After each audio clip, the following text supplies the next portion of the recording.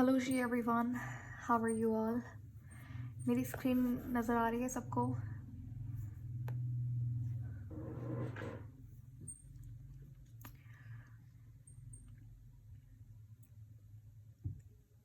एक तो please confirm me कि you can hear me and see my screen so that we can start. Okay, thank you. अच्छा, इससे पहले हमने कहाँ तक कवर किया था? आई रिमेंबर हमने हाइड्रोजन स्पेक्ट्रम कर लिया था और फिर हमने देखा था कि अच्छा, बोहर्स मॉडल हमारा कंप्लीट हो चुका था। फिर हमने हाइड्रोजन स्पेक्ट्रम किया था, बोहर्स क्वांटाइजेशन का मैंने आपको कॉन्सेप्ट दिया था, और फिर we were about to study Bohr's defects of atomic model, Bohr's atomic model में। अच्छा, तो अब यहाँ पे मैं आपसे इस क्लास को हम स्टार्ट करते हैं। पिछले जो हमारा टॉपिक था उसके कुछ क्वेश्चन से, ठीक है? तो आप चैट बॉक्स का भी यूज़ कर सकते हो और अपना माइक्स ओपन करके भी आप मुझे जवाब दे सकते हो। पहला तो आपने मुझे बताना है कि लेमन सीरीज़ में हमारे पास इलेक्ट्रॉन जब जंप करता है अपनी ग्राउंड स्टेट में आता है के शेल के अंदर,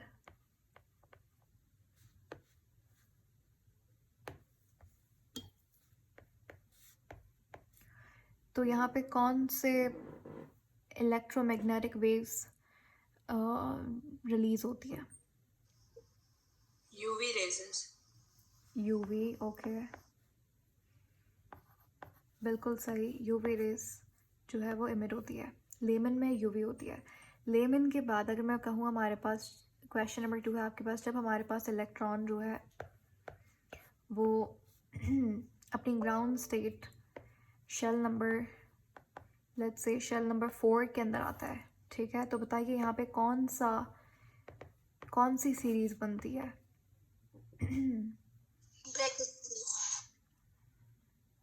ओके, ब्रैकेट। Anybody else?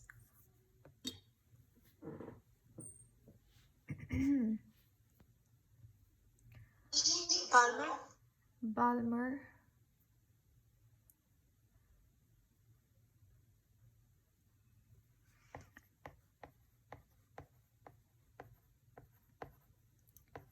मैंने आपसे कहा था कि इस तरीके से हमारे पास जब भी इलेक्ट्रॉन के शेल में आएगा तो आप उसे बोलते हो लेमन, लेमन सीरीज बनती है और यहाँ पे यूवी रेस इमिट होती हैं। अगर तो N2 है, यानी कि KLMN, ठीक है?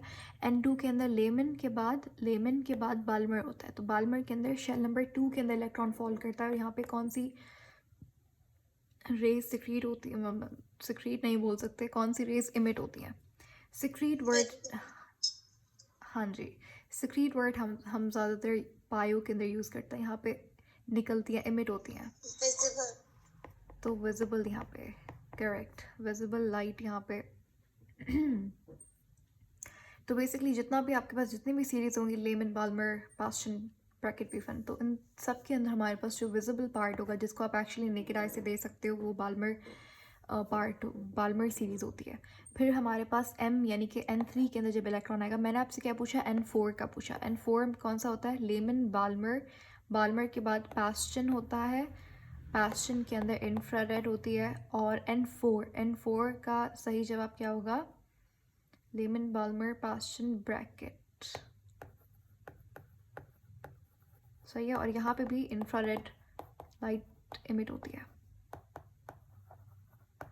Not light but infrared rays, सही है। बोहर्स क्वांटाइजेशन का फॉर्मूला क्या था? Angular momentum. According to Bohr, angular momentum was fixed of every shell, और उसने कहा था कि angular momentum is the integral multiple of what value?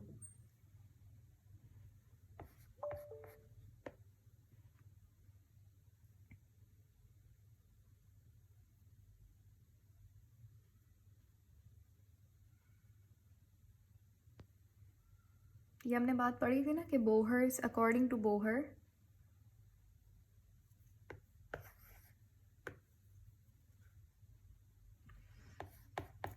अच्छा मैं रिपीट कर देती हूँ क्वेश्चन। मैंने पूछा कि आपके पास according to Bohr, Bohr's quantisation Niels Bohr ने आपके पास एंगुलर मोमेंटम का कॉन्सेप्ट दिया था और उन्होंने कहा था कि हर शेल का एक फिक्स्ड एंगुलर मोमेंटम होता है, ठीक है। हर ऑर्बिट का अपना एक फिक्स्ड एंगुलर मोमेंटम होता है, एंड दैट एंगुलर मोमेंटम जिसको आप एल से रिप्रेजेंट करते हो is the integral multiple of h/2 yes h/2 सही है। तो ये आपको याद होना चाहिए। तो बोहर्स एटॉमिक मॉडल में हमने ये पढ़ा था कि बोहर ने रदरफोर्ड की जो डिफेक्ट्स थे वो सही किए थे। इन्होंने कहा था, जैसे जो रदरफोर्ड साहब थे उन्होंने कहा था कि इलेक्ट्रॉन जो है वो ऑर्बिट के अंदर जब रिवॉल्व करता है तो कंटिन्यूसली एनर्जी को इमिट करता है, और इवेंचुअली क्योंकि ये अपना पूरा मास एनर्जी में कन्वर्ट कर देता है तो इवेंचुअली क्या होता है, ये इलेक्ट्रॉन आके फॉल करेगा न्यूक्लियस के अंदर, एटम खत्म हो जाता है एक टाइम पे। ये बात कही थी रदरफोर्ड ने, और according to Rutherford atomic model जो एटम में स्पेक्ट्रम बनता है वो कंटिन्यूस स्पेक्ट्रम बनता है, ठीक है। ये मैं नहीं, रदरफोर्ड कह रहे हैं, और ये बात क्या थी, गलत थी। ये उनके it was one of his drawbacks of its model. तो फिर उसके बाद हमारे पास नील बोहर आए थे। इन्होंने कहा कि ऐसा नहीं होता। इनका जो मॉडल था वो बेस्ड था कौन सी थ्योरी पे,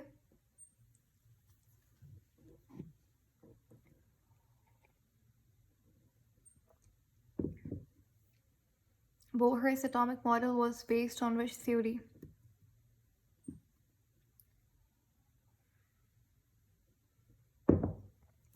याद है, मैक्स प्लांक की थ्योरी पे बेस्ड करता था इनका मॉडल।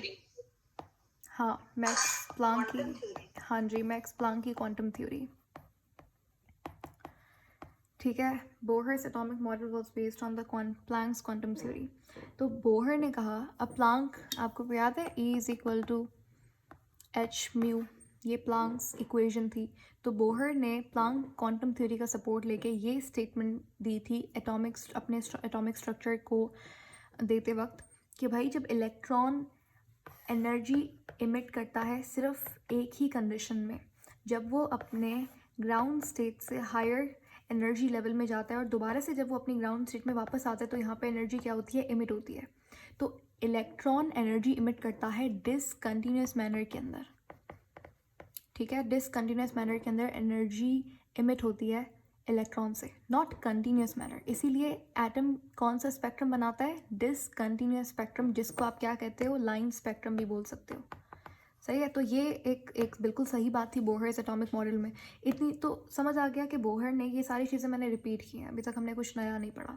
तो बोहर ने तो बोहर्स क्वांटाइजेशन, यानी कि ये फॉर्मूला आपने याद रखना है, NH/2 ये एंगुलर मोमेंटम है, जहाँ पर n क्या है, n is the number of shell, 1 2 1 4 k shell, 2 4 l shell, ये सारी बातें हमने की थी। l हमारे पास क्या है, प्लांक्स कांस्टेंट, ठीक है। इसकी वैल्यू होती है जो मैंने आपको लास्ट टाइम भी लिखवाई थी, 6.25 मल्टीप्लाइड बाय 10⁻⁻34 जूल सेकेंड, ठीक है। तो इस तरीके से आप एंगुलर मोमेंटम निकालते हैं। उसके बाद दूसरी बात जो बोहर ने की थी वो ये थी कि इलेक्ट्रॉन जो है वो डिसकंटिन्यूस मैनर के अंदर एनर्जी को इमिट करता है। अच्छा जी, उसके बाद हमारे पास बोहर्स एटॉमिक मॉडल, इन्होंने हाइड्रोजन स्पेक्ट्रम पे भी बात की। इन्होंने लेमन बाल्मर ये सारी सीरीज़ का कॉन्सेप्ट दिया। अब लेमन बाल्मर ये सारे अलग अलग साइंटिस्ट का भी कंट्रीब्यूशन था हाइड्रोजन स्पेक्ट्रम में, लेकिन जो बेसिक कॉन्सेप्ट था वो नील बोहर के मॉडल से रिलेटेड था। अब हम आते हैं, यानी कि ये तीन आपने मेन बातें याद रखनी है, एक बोहर्स क्वांटाइजेशन और एक डिसकंटिन्यूस एनर्जी वाली और एक हाइड्रोजन स्पेक्ट्रम वाली। अब हम बात करते हैं बोहर्स एटॉमिक मॉडल के डिफेक्ट्स की। ये एक न्यू टॉपिक है, नया टॉपिक है जो आज का हमारा एजेंडा रहेगा। इसके अलावा भी हमारा टारगेट है और भी चीज़ें डिस्कस करने का। खैर ये तो बहुत ही छोटा सा टॉपिक है, इसमें जस्ट आपको चीज़ें याद करनी होंगी, कौन कौन से डिफेक्ट्स थे।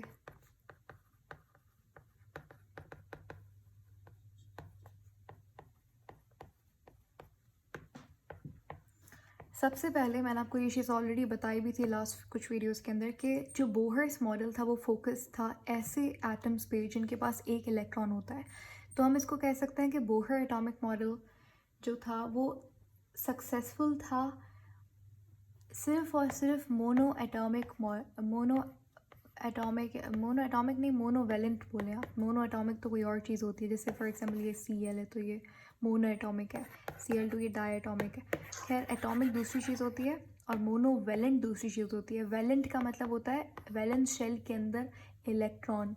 मोनो यानी कि एक, ठीक है, मोनो एटॉमिक नहीं, I am sorry, monovalent. Mono electronic. Mono electronic भी बोल सकते हो, monovalent is the more right term. सही है। तो मोनोवेलेंट, जितने भी मोनोवेलेंट सिस्टम था हमारे पास, उसके ऊपर Bohr's atomic model successfully apply हो सकता था। यानी कि एक ऐसा एलिमेंट, ऐसा एटम जो कि आयन की सूरत में हो या फिर कंप्लीट भी हो, जैसे कि हाइड्रोजन, उसके वैलेंस शेल के अंदर एक इलेक्ट्रॉन होना चाहिए। इसका एग्जांपल हम लोग ले लेते हैं हाइड्रोजन, ठीक है।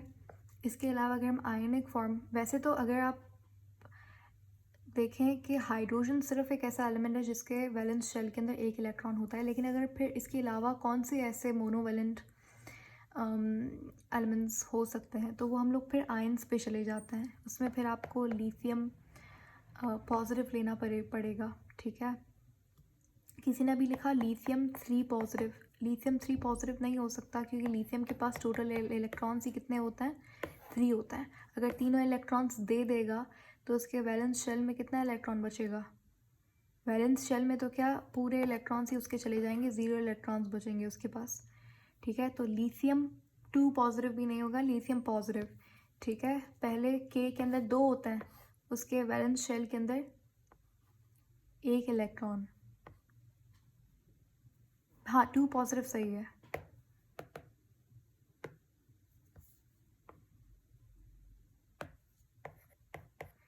हमें उसके टोटल इलेक्ट्रॉन्स ही 1 चाहिए, तो हो जाएगा 2 पॉजिटिव, ठीक है। हाँ, लेकिन 3 पॉजिटिव नहीं होगा, क्योंकि 3 में आप तीनों इलेक्ट्रॉन्स निकाल रहे हो। हमें 3 होता है, उसके पास 2 रिमूव कर दो कि 1 बच जाएगा, तो मोनोवेलेंट बन जाएगा। इसी तरीके से कोई और एग्जांपल दो। Not from group 1। ग्रुप 1 में सारा ही +2 बनेगा, सोडियम +2, पोटेशियम +2। हाँ, आप बेरिलियम ले सकते हो। बेरिलियम का क्या हो जाएगा, +3 हो जाएगा। बोरॉन +4, ये सारे क्या है, मोनोवेलेंट हैं, ठीक है। इसी तरीके से हीलियम पॉजिटिव ले लो। तो समझ आ गया। अब जो बोहर्स एटॉमिक मॉडल था वो सक्सेसफुली अप्लाई हो रहा था मोनोवेलेंट सिस्टम के ऊपर, लेकिन इनका जो मॉडल था वो पॉलीवेलेंट एलिमेंट्स के ऊपर इनका जो मॉडल है वो सक्सेसफुली अप्लाई नहीं हो रहा था। तो ये इनका पहला डिफेक्ट था। तीसरी बात ये कि बोहर्स एटॉमिक मॉडल जो था वो एक 2D मॉडल था, ठीक है। नील बोहर का मॉडल जब तक डिस्कवर हुआ तब तक ऑर्बिट्स का, शेल्स का कॉन्सेप्ट तो आ चुका था, लेकिन शेल्स के अंदर जो हमने अभी आज की डेट में, आपको पता है कि शेल के अंदर सब शेल्स होते हैं, सब शेल के अंदर ऑर्बिटल्स होते हैं, वो बोहर के टाइम पे ये चीज़ें डिस्कवर नहीं हुई थी। इनका मॉडल 2D मॉडल था। According to Bohr's atomic model, atom is a 2D structure, जबकि we know atom is a 3D structure, उस 3 एक्सिस में रोटेट करता है, ठीक है। तो इनके मॉडल के अकॉर्डिंग एटम एक 2D मॉडल है। Bohr's atomic model is a 2D model. ये कहता है कि एटम जो है वो 2 एक्सिस के अंदर रोटेट करता है, एक्स और वाई।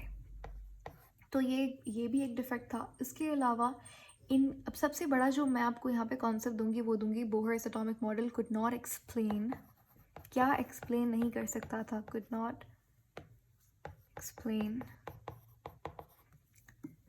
याद है फर्स्ट ईयर में हमने एक चीज़ पढ़ी थी, Bohr's atomic model couldn't explain dash. Bohr's atomic model जो है वो ज़ीमन इफेक्ट और स्टार्क इफेक्ट को डिस्कस नहीं, यानी कि एक्सप्लेन नहीं कर पा रहा था। अगर ज़ीमन इफेक्ट हो रहा है तो अगर एटॉमिक मॉडल का आप पढ़ो तो वो हम बोहर का एटॉमिक मॉडल हमें ये चीज़ एक्सप्लेन ही नहीं कर पा रहा कि ज़ीमन इफेक्ट क्या है, क्यों हो रहा है, और इसी तरीके से स्टार्क इफेक्ट क्या है।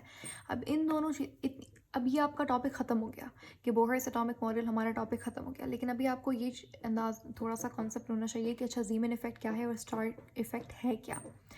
तो पहले हम डिस्कस करते हैं ज़ीमन इफेक्ट को। ज़ीमन इफेक्ट क्या है? जब भी आप एक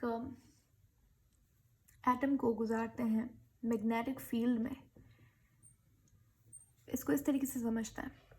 देखो, ये हमारे पास यहाँ पे हमने कोई भी गैस फिल कर दी, ठीक है, आपने हाइड्रोजन ले ली, उसके बाद उसी तरीके से सेम तरीका वही है जैसे मैंने आपको समझाया था कि एनोड यहाँ पे हमने क्या किया है, एक थिक एनोड लिया है, सही है।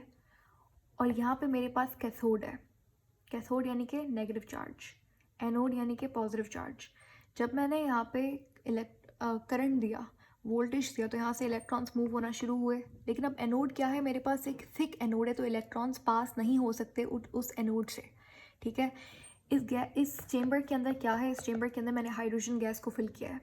अब जब ये इलेक्ट्रॉन्स हाइड्रोजन गैस को हिट करेंगे तो मेरे पास यहाँ पे, चले हम लोग, अच्छा एक और चीज़, जब भी ये इलेक्ट्रॉन्स हिट करेंगे हाइड्रोजन गैस को तो मेरे पास क्या चीज़ रिलीज होगी यहाँ पे,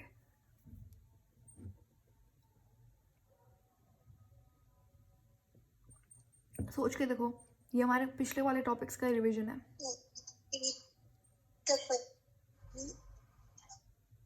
sorry, can you please repeat it?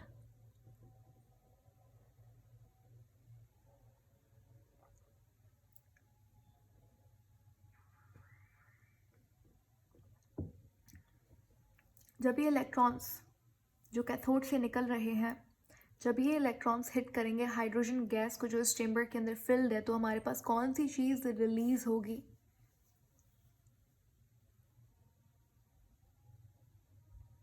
अभी तक हमने ज़ीमन इफेक्ट को शुरू ही नहीं किया। अभी तक हम थोड़ा सा रिवीजन कर रहे हैं कि भाई हमारे पास ये किसी को भी नहीं आ रही।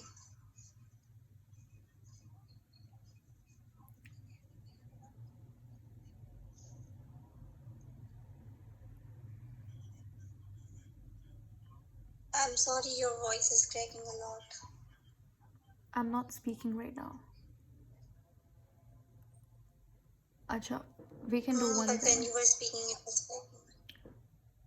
I'll reshare my screen and then let me know if it works.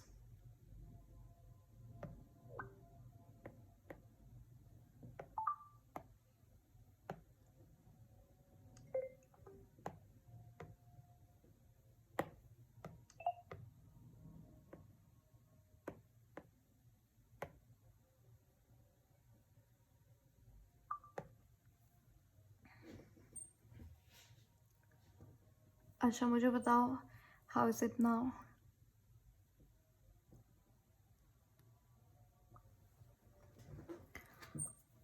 Okay, तो बताइए जब हमारे पास यहाँ पे इलेक्ट्रॉन्स जो निकल रहे हैं इस कैथोड,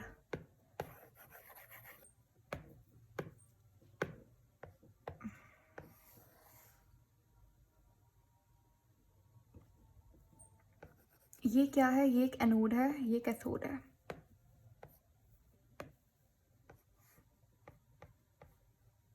जब हमने इलेक्ट्रोड्स को कनेक्ट किया बैटरी के साथ, यहाँ पे वोल्टेज प्रोवाइड किया, तो कैथोड से क्या हुए, कैथोड से इलेक्ट्रॉन्स निकलना शुरू हुए। इस चैम्बर के अंदर हम लोग फॉर एग्जांपल, अभी तक हमने ज़ीमन इफेक्ट को नहीं शुरू किया, मैं आपको मैं रिवीजन दे रही हूँ, मतलब एक आपसे क्वेश्चन पूछ रही हूँ कि बताइए जब ये इलेक्ट्रॉन्स हिट करेंगे इस हाइड्रोजन गैस के एटम को, तो यहाँ पे कौन सी चीज़ रिलीज होगी, कौन सी चीज़ एमिट होगी, क्या चीज़ प्रोड्यूस होगी? Proton. Okay, protons. और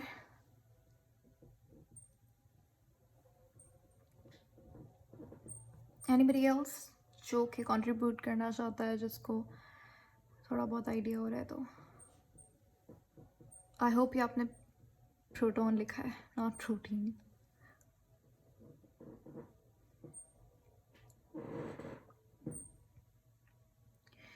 अच्छा, तो यहाँ पे क्या चीज़ रिलीज़ होगी हमारे पास, नॉट प्रोटॉन्स, यहाँ पे हमारे पास आप कह सकते हो एनोड रेज निकलेंगी, ठीक है, एनोड रेज प्रोड्यूस होंगी।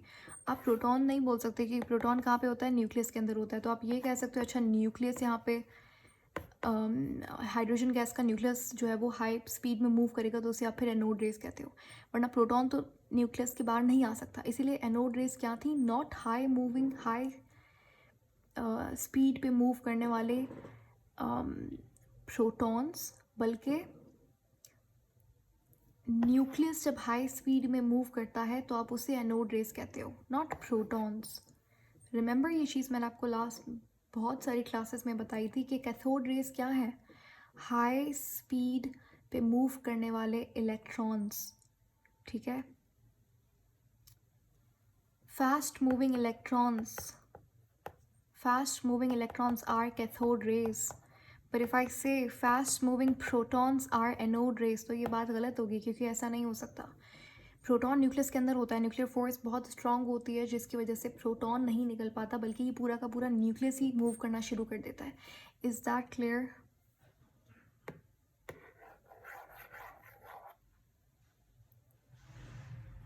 Hopefully it's clear. Moving ahead. अब मैं यहाँ पे क्या करती हूँ, यहाँ पे हमने ये जो गैस ली थी मैं इस गैस को हटा देती हूँ. कैथोड से इलेक्ट्रॉन्स अभी भी निकल रहे हैं और ये इलेक्ट्रॉन्स जो है अब हमने यहाँ पे गैस नहीं ली बल्कि ये इलेक्ट्रॉन्स को हमने जाने दिया एनोड पे हिट करने के लिए. ठीक है, ये हमारे पास क्या है, एनोड है. जब ये इलेक्ट्रॉन्स हिट करेंगे एनोड को, एनोड क्या है, एनोड भी किसी एटम से बनी हुई है. तो इलेक्ट्रॉन्स जब एक एटम को हिट करते हैं, ठीक है, high speed fast moving electrons when hit an atom, जिसका ये समझ लीजिए ये जो हमने एनोड लिया है ये एक ऐसे मटेरियल की ली है जिसके अंदर जो एटम्स हैं, जो एलिमेंट हमने यूज़ किया है उसका एटॉमिक मास जो है वो ज़्यादा है. तो जब भी इलेक्ट्रॉन्स मूव करते हैं, या फिर आप बोल सकते हो fast moving electrons when hit an atom with large atomic mass, या फिर आप ये बोल सकते हो कि when cathode rays, fast moving electrons को हम कैथोड रेस बोल सकते हैं, राइट? इस बात से कौन डिसएग्री करता है? कोई भी नहीं, राइट? तो फास्ट मूविंग इलेक्ट्रॉन्स को आप कैथोड रेस बोलते हो. तो मैं कह सकती हूँ जब कैथोड रेस हिट करती हैं atom with large atomic mass, तो यहाँ पे कौन सी रेस प्रोड्यूस होती हैं?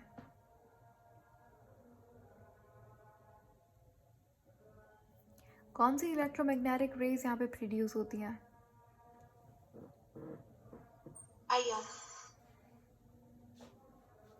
IR यानी कि इंफ्रारेड बोलना चाह रहे हो? Alpha. Alpha, okay.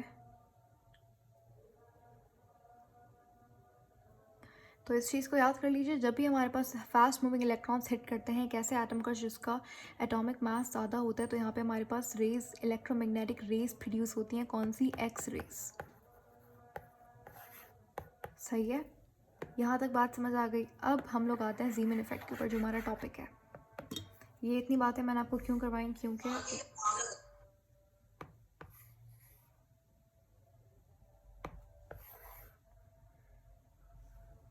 Okay never mind, हम लोग एक रेक्टेंगुलर शेप की डिस्चार्ज ट्यूब ले लेते हैं, कोई मसला नहीं है. अब यहाँ पे हमारे पास उसी तरीके से क्या हो रहा है कि यहाँ से इलेक्ट्रॉन्स निकल रहे हैं और ये जाके हिट कर रहे हैं एनोड से. मुझे इतनी लंबी कहानी जो मैंने आपको एक्सरे की बताई है वो इसलिए बताई थी कि एक्सरेज कैसे प्रोड्यूस होती हैं. अब आपको समझ आ गया तो अब मैं यहाँ पे लिख सकती हूँ एक्सरेज प्रोड्यूस हो रही है. मुझे बताने की ज़रूरत नहीं कि कैसे. समझ आ गया ना कि एक्सरेज कैसे प्रोड्यूस हो रही है. भाई इलेक्ट्रॉन जब हिट करता है एनोड को, उसने हिट किया, एनोड हमने ऐसे मटेरियल से बनाई थी जिसका एटॉमिक मास बहुत ज़्यादा था, तो एक्सरेज प्रोड्यूस हो गई. अब इन एक्सरेज को जब, याद है कि मैंने आपको हाइड्रोजन स्पेक्ट्रम में बात बताई थी, एक्सरेज जब आप प्रिज्म से गुजारेंगे तो हमारे पास एक स्पेक्ट्रम देगी. ठीक है, अब यहाँ पे ज़ीमन इफेक्ट के अंदर अब हुआ क्या, उसी तरीके से इन एक्सरेज को जब हमने यहाँ से इस प्रिज्म से गुजारा तो एक हमारे पास यहाँ पे स्पेक्ट्रम क्रिएट हुआ. लेकिन मज़े की बात ये थी, जो एक्सरेज जब प्रिज्म में से गुजरी तो यहाँ पे हमारे पास नॉर्मली क्या होता है, ये इस तरीके से हमारे पास स्पेक्ट्रम मिलता है KLMN. ठीक है, हर शेल का अपना स्पेक्ट्रम मिलता है. इतनी बात समझ आ गई? ठीक है, अब ज़ीमन इफेक्ट, ये हमारे पास नॉर्मली ये चीज़ होती है जब भी आप एक्सरेज प्रोड्यूस होंगे उसको आप इस तरीके से गुजारेंगे प्रिज्म में से, तो हमारे पास स्पेक्ट्रम प्रोड्यूस होता है और लाइन की फॉर्म में पहला KLMN इस तरीके से. ठीक है, ये नॉर्मल, अभी तक हमने कोई नई बात नहीं पढ़ी. अब हुआ क्या, जब नील बोहर का एटॉमिक मॉडल रिलीज़ हुआ, लोगों ने उसके ऊपर बात करना शुरू की. तो ज़ीमन साइंटिस्ट थे, उन्होंने क्या किया, ये जो साइंटिस्ट क्या करता है, उनका काम ये होता है कि एक चीज़ जो बनी है उसके ऊपर इतना इन्वेस्टिगेट करते हैं, उसको दे इंटेंशनली वांट के ये जो मॉडल आया है इसमें क्या डिफेक्ट हो सकता है. ठीक है, क्योंकि फिर उससे बेहतर मॉडल आएगा जो अगला वाला होगा. तो इन्होंने भी क्या किया, जब इस स्पेक्ट्रम को जब इन्होंने मैग्नेटिक फील्ड के अंदर रखा, सही है, ये हमारे पास, ये मैंने क्या बनाई है, मैग्नेटिक फील्ड को प्रोड्यूस करने के लिए मैग्नेट्स, ये नॉर्थ ये साउथ। तो जब इस स्पेक्ट्रम को इस मैग्नेटिक फील्ड से गुजारा तो इन्होंने देखा कि ये जो के है वो तो सेम उसी तरीके से हमारे पास सेम फ्रीक्वेंसी सेम वेवलेंथ की लाइंस दे रहा है, लेकिन जो एल है वो फर्दर स्प्लिट हो रहा है दूसरी लाइंस के अंदर, और ये जो एम है उसमें भी इस तरीके से लाइंस बन रही हैं, ये जो एन है इससे भी लाइंस बन रही है। अब ये क्या चीज़ है, जब ये चीज़ जीमन, और इसी चीज़ को हम कहते हैं जीमन इफेक्ट। मैं इसकी डेफिनेशन भी बता दूंगी, लेकिन ये बात आपको समझ आनी चाहिए कि अच्छा, जब ये spectrum basically the splitting of, ये हमारे पास क्या थी, दीज आर स्पेक्ट्रल लाइंस, ये ऑलरेडी हमारे पास स्पेक्ट्रल लाइंस बनी हुई थी, ठीक है, के एल एम एन, इसकी वजह से ये लाइंस बनती हैं। लेकिन अब जब इन स्पेक्ट्रल लाइंस को हमने गुजारा, ये क्या है, ये मैग्नेटिक फील्ड है। जब हमने इसको मैग्नेटिक फील्ड से गुजारा तो ये फर्दर क्या हो गई, स्प्लिट हो गई। भाई एल वाली जो है वो फर्दर स्प्लिट हो गई, एम भी इस तरीके से, सही है। तो अब ये चीज़ जब इसको कहते हैं हम लोग जीमन इफेक्ट। जब ये चीज़ जाके नील बोहर के पास लाके रखी गई, ऐसा कुछ हुआ नहीं था, I am just creating a story ताकि आपको याद हो जाए, सही है। तो जब ये चीज़ नील बोहर के पास आई, उनसे पूछा गया कि ऐसा क्यों हो रहा है, आप बता सकते हैं आपके मॉडल के अकॉर्डिंग एटम में ऐसी क्या चीज़ है जो ये स्पेक्ट्रल लाइंस फर्दर जो है वो स्प्लिट हो रही है, इसके पीछे रीज़न क्या है, इसके पीछे क्या केमिस्ट्री है। तो नील बोहर का जो मॉडल था that failed to explain this effect, कि ऐसा क्यों हो रहा है। तो इसको हम कहते हैं, इस चीज़ को हम कहते हैं जीमन इफेक्ट। तो नील बोहर का atomic model failed to explain Zeeman effect, it couldn't explain Zeeman effect कि ऐसा क्यों हो रहा है। Is that clear? ओके, तो जीमन इफेक्ट को आप कह सकते हो कि हमारे पास जब स्प्लिटिंग ऑफ, ये क्या थी, ये हमारे पास स्पेक्ट्रल लाइंस है, तो हम कह सकते हैं splitting of spectral lines into further lines. इसको आप, ये मैंने जस्ट अपनी ओन वर्डिंग में ऐसे लिख दिया, इसकी proper definition you can look up for it in your books and all that, आप अपने ओन वर्ड्स में भी लिख सकते हो, ठीक है। इसके ऑफिशियल अच्छी सी डेफिनेशन चाहिए तो गो फॉर योर बुक, या फिर डेफिनेशन आपको कहीं से भी मिल जाएगी, लेकिन you need to learn the concept and I hope वो आपको समझ आ गया। तो splitting of spectral lines into further lines in the presence of what, Zeeman effect के अंदर प्रेजेंस ऑफ मैग्नेटिक फील्ड, इस इफेक्ट को कहते हैं हम लोग जीमन इफेक्ट। और ये इफेक्ट जो है वो एक्सप्लेन नहीं कर पाए थे बोहर साहब, सही हो गया, क्लियर। अब एक और टर्म यहाँ पे मैंने यूज़ किया था, स्टार्क इफेक्ट। स्टार्क इफेक्ट क्या है, स्टार्क इफेक्ट बिल्कुल यही सेम चीज़ है, लेकिन स्टार्क इफेक्ट के अंदर मैग्नेटिक फील्ड की जगह पे क्या होती है, इलेक्ट्रिक फील्ड होती है।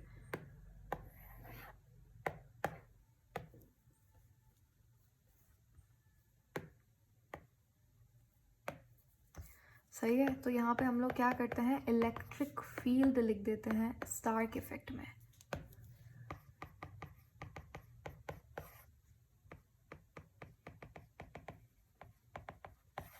सही हो गया। जीमन इफेक्ट क्या है कि भाई जो स्पेक्ट्रल लाइंस जब फर्दर लाइंस के अंदर ब्रेक डाउन हो रही है मैग्नेटिक फील्ड की प्रेजेंस में, तो वो जीमन इफेक्ट है। जब यही चीज़ हो रही है इलेक्ट्रिक फील्ड की प्रेजेंस में, तो ये चीज़ क्या कहलाती है, स्टार्क इफेक्ट। अब यहाँ पे क्या आपको पता है कि ऐसा क्यों हो रहा है, क्योंकि आज की डेट में हमें पता है कि ये चीज़ क्यों हो रही है। Do you know why is this happening, ऐसा ये ऐसे स्पेक्ट्रल लाइंस क्यों इस तरीके से हमारे पास ब्रेक डाउन हो रही हैं।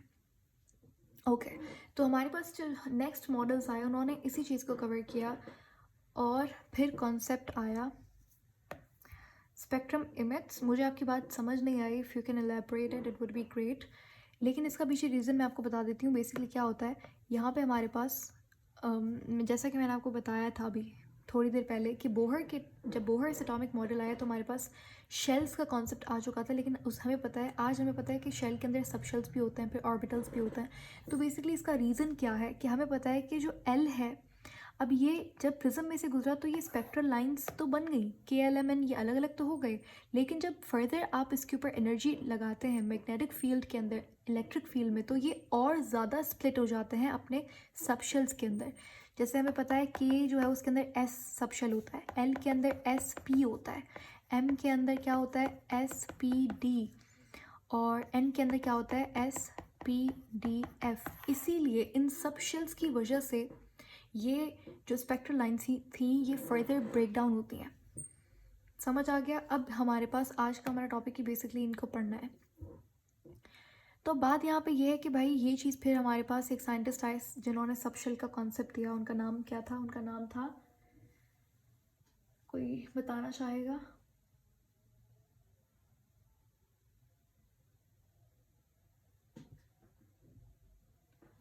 सही है। तो बोहर्स एटॉमिक मॉडल हमारे पास ऑर्बिट का कॉन्सेप्ट तो देता है, लेकिन वो हमें सबशेल्स के बारे में नहीं बताता। वो ज़ीमन इफेक्ट को, स्टार्क इफेक्ट को नहीं एक्सप्लेन कर पाता। तो फिर उसके बाद साइंटिस्ट आए जिनका नाम था समरफील्ड। समरफील्ड ने एक्सप्लेन किया कि ऐसा क्यों होता है। ठीक है, समरफील्ड ने एक्सप्लेन किया कि ज़ीमन इफेक्ट, स्टार्क इफेक्ट क्यों होता है। बेसिकली जो हमारे पास ये जो शेल्स हैं ये ब्रेक डाउन होते हैं सब शेल के अंदर। ठीक है, K ब्रेक डाउन होता है S। तो यहाँ पे आप देख रहे हो कोई लाइन नहीं बन रही क्योंकि S है, फिर यहाँ पे SP इस तरीके से। ये जस्ट मैंने आपको समझाने के लिए बनाई है 2 लाइंस। ऐसा होता नहीं है कि यहाँ पे प्रॉपरली 2 लाइंस बन रही है, 3 लाइंस, ऐसा नहीं होता। ठीक है, इट्स नॉट अ कन्फ्यूजिंग और डिफ़िकल्ट टॉपिक, बहुत सिंपल सी बात है। You just need to be very attentive and थोड़ा सा ऐसा सोचिए कि अच्छा I need to take new concepts, just think that and you'll nail it, I know. Is that clear? I'm going to repeat it, ठीक है, एक आखिरी बार, ताकि फिर हमारा वाइंड अप हो जाए ये वाला टॉपिक, बोहर्स एटॉमिक मॉडल। सही है? Yes, I am. देखो, बोहर्स एटॉमिक मॉडल ने हमें क्या क्या बातें बताई वो मैंने आपको ऑलरेडी बहुत बार बता दिया है। ठीक है, इस क्लास के बिल्कुल स्टार्टिंग में मैंने आपको बताया इन्होंने बोहर्स क्वांटाइजेशन L=NH/2π। ये कैसे आया, कैसे नहीं आया, ये है क्या, ये हमने लास्ट क्लास में डिस्कस किया था, इससे पिछले वाले लेक्चर में। उसके बाद बोहर्स एटॉमिक मॉडल हमें ये बताता है कि एटम से कौन सा स्पेक्ट्रम निकलता है, लाइन स्पेक्ट्रम। ये भी क्यों, कैसे, कहाँ निकलता है, तो वो भी हमने लास्ट लेक्चर के अंदर डिस्कस किया था।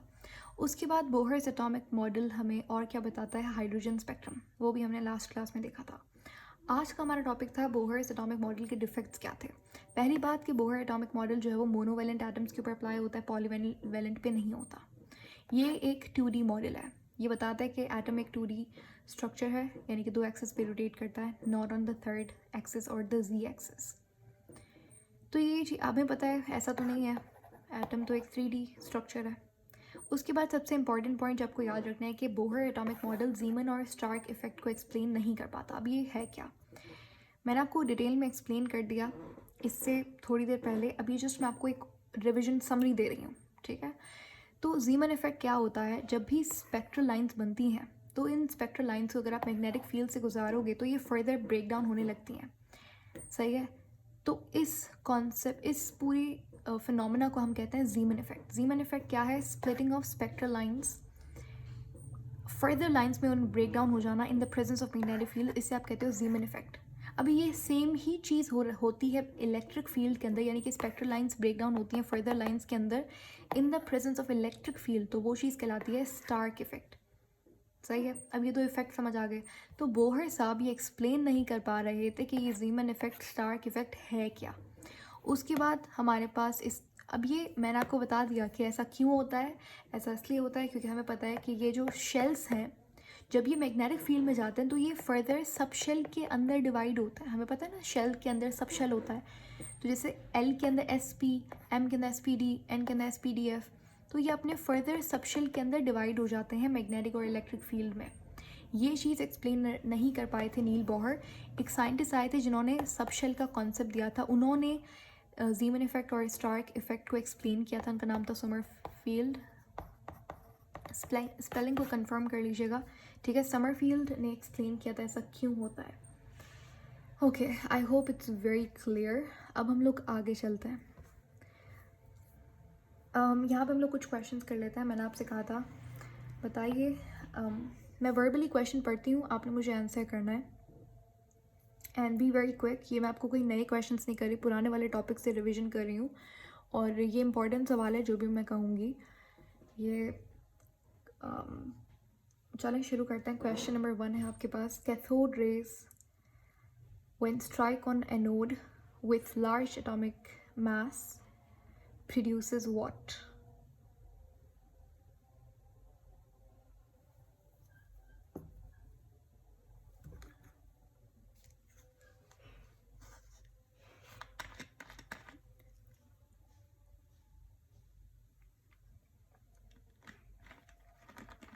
मैंने बोला कैथोड रेज जब स्ट्राइक करती हैं एनोड पे तो वो क्या प्रोड्यूस करती हैं। कैथोड रेज का मतलब क्या है, फास्ट मूविंग इलेक्ट्रॉन, सही है। ये हिट कर रहा है एनोड पे जिसका एटॉमिक मास, एटॉमिक नंबर क्या है, ज़्यादा है। तो यहाँ पे कौन सी रेज प्रोड्यूस होते हैं, अभी थोड़ी देर पहले मैं आपको बताया, एक्स रेज, ठीक है। ना ही प्रोटॉन ना ही फ्लोरेसेंस बल्कि एक्स रेज यहाँ पे प्रोड्यूस होती है। मैंने आपको क्लियरली अभी थोड़ी देर पहले भी चीज़ बताई थी, ये आपने याद करना है। उसके बाद नंबर 2 आपके पास क्वेश्चन है, बताइए electron was named by. Electron was named by, या I was named by Stoney, ठीक है। Electron was discovered by J Thomson, it was named by Stoney. Proton was named by, हाँ जी, proton was named by Rutherford, good. उसके बाद fast moving nucleus is called as Anode rays. Very good, anode rays, okay. उसके बाद neutron was discovered bye,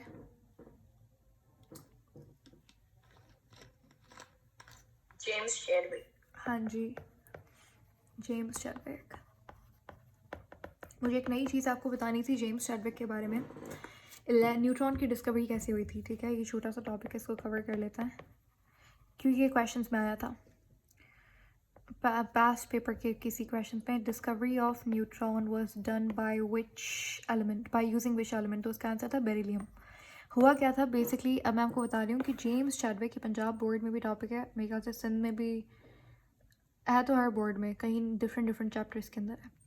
तो James Chadwick ने कैसे neutron को डिस्कवर किया था। इन्होंने बेरिलियम लिया, ठीक है। बेरिलियम का एटॉमिक नंबर क्या होता है, 4, एटॉमिक मास होता है 10। इन्होंने बेरिलियम के ऊपर अल्फा पार्टिकल्स को हम हीलियम न्यूक्लियाई भी बोलते हैं, राइट। तो बेरिलियम के ऊपर अल्फा रेज स्ट्राइक करवाई थी, तो अल्फा को हम लोग हीलियम न्यूक्लियस भी बोलते हैं, ऐसा ही है। अल्फा का जो मास होता है वो हीलियम के बराबर होता है, या बिल्कुल, थैंक यू। 10 नहीं 9 आएगा यहाँ पे।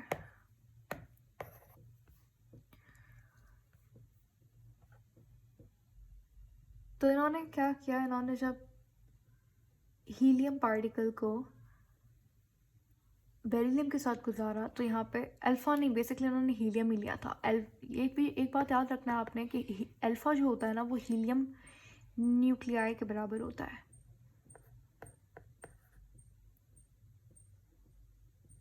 सही है। जब बेरिलियम को इन्होंने स्ट्राइक करवाया, हीलियम और बेरिलियम का जब इन्होंने रिएक्शन करवाया, हीलियम का एटॉमिक मास क्या होता है 4, एटॉमिक नंबर क्या होता है 2, तो यहाँ पे हमारे पास अल्फ़ा पार्टिकल्स प्रोड्यूस हुए, सही है। तो इनका रिएक्शन जब हुआ तो यहाँ पे हमारे पास एटॉमिक मास क्या हो गया, आप एटॉमिक मास को प्लस करेंगे, हमें कैसे पता लगेगा कि यहाँ पे कौन सा एलिमेंट बना है। तो आपने एटॉमिक मास को क्या करना है, ऐड करना है।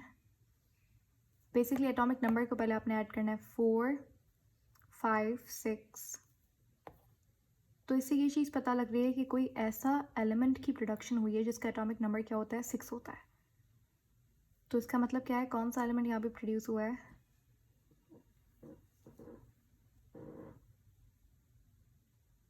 Exactly carbon. ठीक है, लेकिन अब यहाँ पे कार्बन का मास क्या होता है?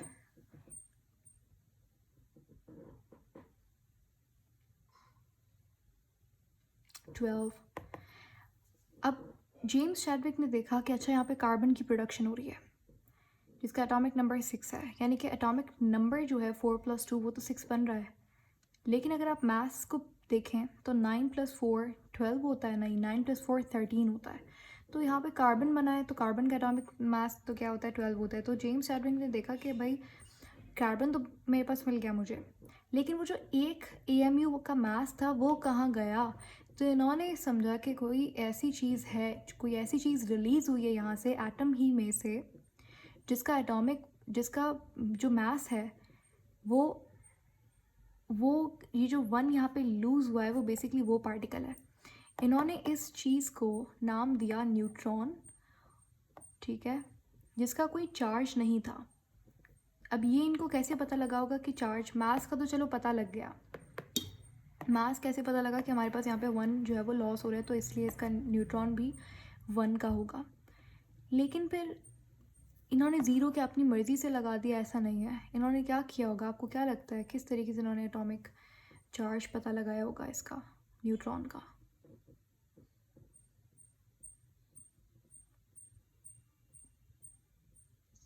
By passing it maybe through electric field. Exactly, simple, बिल्कुल सिंपल सी कॉमन सेंस वाली बात है। ये क्या करेंगे, जब भी किसी चीज़ का चार्ज पता लगाना होता है कि पॉजिटिव है नेगेटिव है, तो हम लोग क्या करते हैं, उसको इलेक्ट्रिक फील्ड में से पास करवा देते हैं। तो जब न्यूट्रॉन को इलेक्ट्रिक फील्ड में से पास करवाया तो ना ये पॉजिटिव की तरफ अट्रैक्ट हुआ, तो यानी कि नेगेटिव भी नहीं है, ना ये नेगेटिव की तरफ गया यानी कि पॉजिटिव भी नहीं है, तो ये सीधा सीधा मूव कर गया इलेक्ट्रिक फील्ड में से। तो चैडविक ने कहा कि भाई एक ऐसा पार्टिकल यहाँ पे एटम के अंदर होता है जिसका मास जो है वो 1 होता है और इसका जो एटॉमिक चार्ज है वो न्यूट्रल होता है, 0 होता है उसका चार्ज। सही है, तो बेरिलियम प्लस हीलियम को यूज़ करके न्यूट्रॉन डिस्कवर किया था जेम्स चैडविक ने। ये समझ आ गया?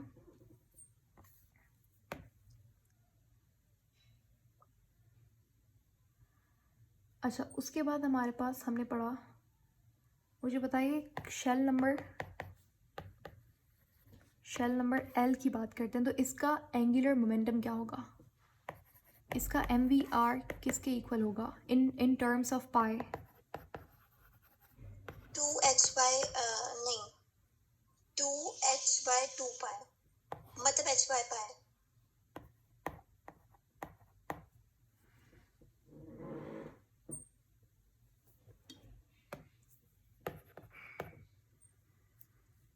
L का आपने निकालना है, फॉर्मूला क्या होता है, एंगुलर मोमेंटम बराबर होता है NH/2 के। सही है, and where N is the shell number, L का शेल नंबर क्या होता है 2, मैंने यहाँ पे N की जगह 2 पुट किया। सही है, NH/2 हो गया। ये मैंने कहा कि इन टर्म्स ऑफ पाई आपने बताना है। अगर वो पूछता है, आप वैल्यू पूछ ले तो आप प्लांक्स कांस्टेंट की वैल्यू पुट करेंगे, पाई की वैल्यू पुट करेंगे, आपके पास आंसर भी टोटल आ सकता है। लेकिन वो आपसे जनरली MCQ में इतना बड़ा कैलकुलेशन होती नहीं है। 2 कैंसिल हो गया, तो यानी कि मेरे पास L का क्या आ गया, H/pi। अब हम चलते हैं हमारा वैसे तो जस्ट 5 मिनट्स आर रिमेनिंग, तो मैं कॉन्सेप्ट दे देती हूँ हमारा नेक्स्ट टॉपिक क्या है। अगली क्लास में हम लोग जो पढ़ेंगे, हम लोग पढ़ेंगे ऑर्बिटल्स के बारे में। बेसिकली हमें ऑर्बिट, जिसको शेल भी कहते हैं, ये आपने चीज़ याद रखनी है कि एक शेल होती है, एक ऑर्बिट होती है। अब लोग इसमें कंफ्यूज होते हैं, दोनों अलग हैं सेम है। देखो, शेल और ऑर्बिट दोनों सेम चीज़ है, ठीक है। ऑर्बिट के अंदर फिर हमारे पास क्या होते हैं, सब शेल्स होते हैं। सही है, सब शेल्स के अंदर ऑर्बिटल्स होता है। तो अगर आपसे पूछिए कि जो मैक्सिमम प्रोबेबिलिटी होती है जहाँ पे इलेक्ट्रॉन आपको मिलेगा वो क्या होता है, वो ऑर्बिटल्स होता है। Orbital is a space where finding an electron, the probability of finding an electron is maximum, ठीक है। अच्छा, इसके अलावा ऑर्बिट या फिर शेल जो है, ये दोनों आपस में इनका मतलब सेम ही है। ऑर्बिट बोले या शेल बोले, सही है। उसके अंदर सब शेल्स हैं, सब शेल के अंदर ऑर्बिटल्स हैं। ऑर्बिटल में आपको 95% जहाँ पे आपको एक ऐसी जगह जहाँ पे 95% चांस है इलेक्ट्रॉन मिलने का, वो जगह आपको कहलाती है ऑर्बिटल। सही है। ऑर्बिटल कोई ऐसा प्रॉपर पाथ नहीं है कि जहाँ पे इलेक्ट्रॉन मूव कर रहा है। सर्कल में हम लोग इसे रिप्रेजेंट करके बना तो लेते हैं, लेकिन जैसे हमारे पास मैग्नेटिक फील्ड होती है ना, उसे भी हम लोग सर्कल में रिप्रेजेंट करते हैं, लेकिन इसका मतलब ये नहीं कि प्रॉपर सर्कल्स बन रहे होते हैं। इट्स जस्ट इस तरीके की मैग्नेटिक फील्ड होती है, सर्कुलर होती है, लेकिन प्रॉपर सर्कल नहीं होता। इसलिए आप देखेंगे कि कोई इसका स्पेसिफिक रेडियस नहीं निकल सकता। कहने का मकसद ये है कि ऑर्बिटल जो है ना, वो ऑर्बिटल ऐसे नहीं होता। ऑर्बिटल जो है वो इस ऐसे होता है।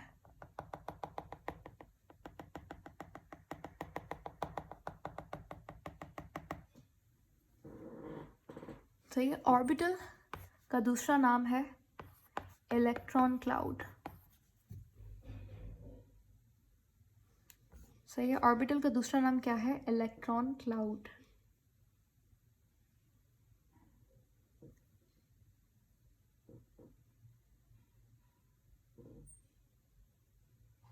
अच्छा, I hope I am audible now. तो अब हमारे पास जब हम शेल की बात करते हैं तो शेल हमारे पास कितने होते हैं? शेल्स जो है वो अनलिमिटेड हो सकता है, इनफाइनाइट। हम लोग कितने शेल्स के बारे में बात करते हैं? जनरली 4 शेल्स के बारे में बात करते हैं, K, L, M and N। ठीक है। अब इन शेल्स की अपनी एक प्रॉपर कैपेसिटी होती है। अब यहाँ पे कुछ फार्मूलाज होंगे जो आपको याद करने होंगे। हम लोग आगे हमारा टॉपिक आएगा क्वांटम नंबर, वो हमें पढ़ना होगा। तो इस बेसिकली क्वांटम नंबर्स जब आप पढ़ते हो ना, जिसके अंदर 4 तरीके के क्वांटम नंबर्स होते हैं, वो इलेक्ट्रॉन कहाँ पे पड़ा हुआ है, इलेक्ट्रॉन को फाइंड करने का, इलेक्ट्रॉन का समझ लो एड्रेस है। क्वांटम नंबर जैसे आपके घर का एड्रेस होता है, वैसे क्वांटम नंबर आपको इलेक्ट्रॉन का घर का एड्रेस देता है कि इलेक्ट्रॉन कहाँ पे एग्जैक्टली होगा, एक एलिमेंट में इलेक्ट्रॉन कहाँ पे होगा। एस में होगा, पी में होगा, डी में होगा। पी में होगा तो फिर पी एक्स में है, पी वाई। तो ये सारी चीज़ें हम डिस्कस करेंगे। अब जैसे अगर आप बात करें के एल एम एन, तो के हमारे पास एक ऑर्बिट है। के के अंदर फिर सबशेल होता है, कौन सा? एस होता है इसके अंदर। सही है। और एस में कोई भी ऑर्बिटल नहीं होता। ठीक है। उसके बाद हमारे पास दूसरा ऑर्बिट कौन सा है? एल है। एल के अंदर हमारे पास सबशेल कौन सा होता है? एस और पी। और इसके अंदर हमारे पास ऑर्बिटल्स कौन कौन से होते हैं? एस होता है और P x, P Y, P Z, ये ऑर्बिटल्स हैं। सही हो गया। इसी तरीके से एम के अंदर S P D, S P D, ये 3 सबशेल्स होते हैं। और इनके अंदर ऑर्बिटल्स कौन कौन से होते हैं? S, p x, P Y, P z. D में फिर d x, d y square,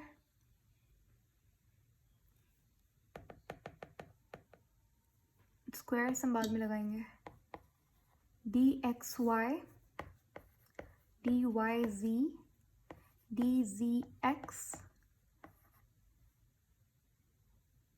D x square y, d z square. सही है। और इसी तरीके से एन के अंदर हमारे पास सबशेल्स कौन से होते हैं? S P D F. अब ये सारे सेम होंगे, एस पी डी वाले, और एफ वाले हम लोग नहीं पढ़ते क्योंकि ये बहुत हायर लेवल पे चला जाता है, इतना हमारी लेवल पे नहीं होता, इंटरमीडिएट लेवल पे। तो ये मैंने जस्ट आपको जनरली नाम बता दिया कि अच्छा ये क्या है, ये शेल्स हैं। एस पी डी एफ ये सबशेल्स हैं। और सबशेल्स के अंदर ऑर्बिटल्स होते हैं। जैसे पी के ऑर्बिटल्स कितने? 3 हैं, पी एक्स, पी वाई और पी जेड। एस के ऑर्बिटल्स कितने? 1। अब ये सब हमें बहुत डिटेल में पढ़ना होगा। एटॉमिक स्ट्रक्चर में असल जो टॉपिक तंग करता है बच्चों को वो यही होता है।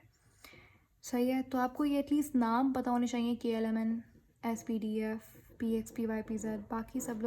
बाकी सब कुछ आई गारंटी के आपको आसानी से समझ में आ जाएगा। Okay, that is it for today. I will see you tomorrow.